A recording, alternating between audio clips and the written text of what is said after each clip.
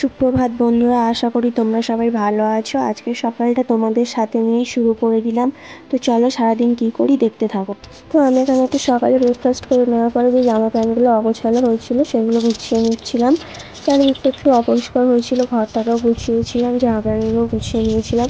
তারপর তো রান্না করে তার ভিডিওটা করতে পারলাম না, একেবারে স্নান টান করে তোমাদের সামনে চলে এলাম ফ্রেশ হয়ে। আর এবার যাবো আমি পুজো করতে। তো কী বলো তো, তাড়াতাড়ি স্নান করে পুজোটা করে নিলে ভালো লাগে, বাট সেদিন আমার একটু দেরি হয়ে গিয়েছিল।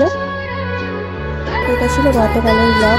আর তারপর থেকে আমি পুজোটা করে নিয়েছি, সেটাই তোমাদের সাথে একটু ছোট্টভাবে শেয়ার করে নিলাম। আগের ব্লগে বলেছিলাম সারাটা পুজো করতে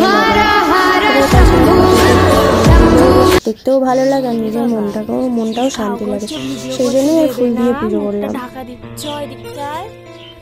দেখছে দেখছে বাবা, দেখছে বাবা একা একাই ধরে খেতে পারে।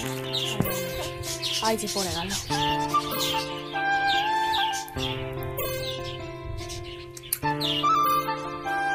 ঝোঁকে ঢুকিয়ে দিচ্ছে।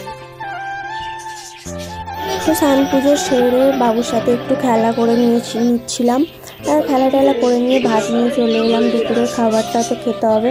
তো আজকে রান্না করেছিলাম উচ্ছে দিয়ে মাছ দিয়ে একটু চচ্চড়ি করেছিলাম, আর মুখি কচু দিয়ে আলু দিয়ে মাছ দিয়ে ঝোল করেছিলাম।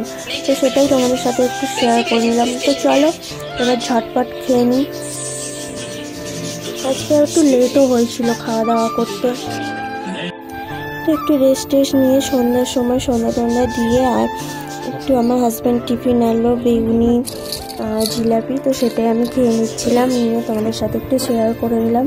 তো চলো আমার আজকের ভিডিওটি এই পর্যন্ত। ভিডিওটি ভালো লাগলে লাইক কমেন্ট শেয়ার